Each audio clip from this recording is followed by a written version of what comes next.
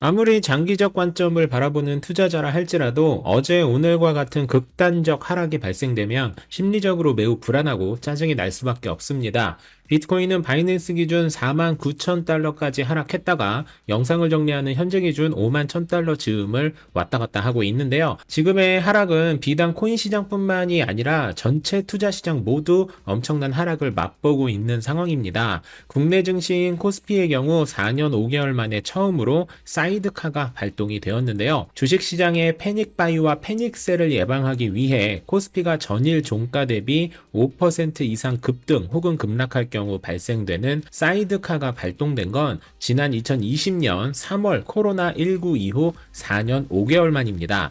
이렇게 모든 투자 시장이 급락한 가장 큰 원인은 최근에 발표했던 미국의 각종 경제 지표가 좋지 않았었고 당분간 시장이 딱히 좋지 않을 것이라는 우려가 팽배해 있는 상태에서 이란 이스라엘 전쟁이 확실시되는 상황이 급락 버튼을 누르게 된 것으로 봐야 하고요. 코인 시장과 관련해서 우선 암울한 소식을 말씀드리자면 금리 인하 발표는 9월, 대선은 11월로 예정되어 있어서 딱히 눈에 띄는 호재 발표가 없다는 것이 이 하락이 최소 9월까지 장기화될 확률이 있다는 것이고요. 기대해 볼 수 있는 상승 재료로는 전쟁 등이 발생되면 관리가 쉽고 바로 현금화할 수 있는 안전한 가치 저장 수단인 비트코인의 수요가 커질 것이라서 이란 이스라엘 전쟁이 3차 대전으로 발전하지 않는 한 비트코인 입장에서는 전쟁 악재를 충분히 회복할 것이라는 것과 이미 기관과 큰 손들이 들어와 있는 비트코인 현물 ETF 시장에서 지금의 상황이 저점 매수의 기회로 해석될 수 있다는 것,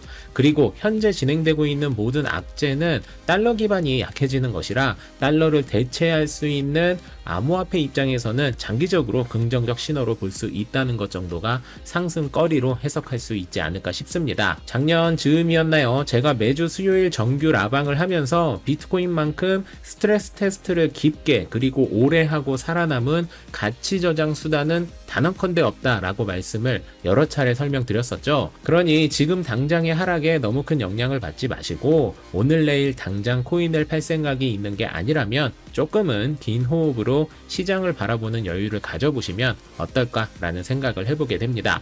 여러분 그거 아시나요? 비트코인을 한 개 이상 갖고 있는 사람이 전 세계에서 0.5%가 되지 않고 이 수치는 갈수록 줄어들 거라고 하네요.